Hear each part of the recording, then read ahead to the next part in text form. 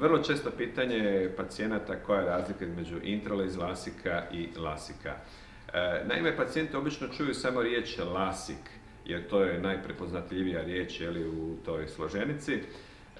Intralez lasik je u stvari najnovija metoda, lasik metode laserske operacije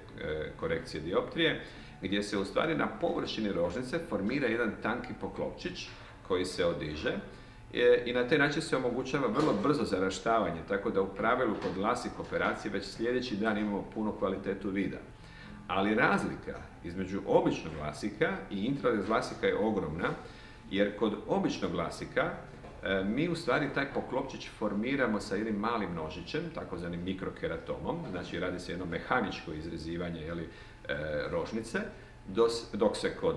intralez lasika koristi poseban intralez laser ili takozvani femtolaser, koji se može najpreciznije moguće, najtanje i najsigurnije kreirati, formirati taj poklopčić, tako da je zaraštavanje još sigurnije, brže i kvalitetnije.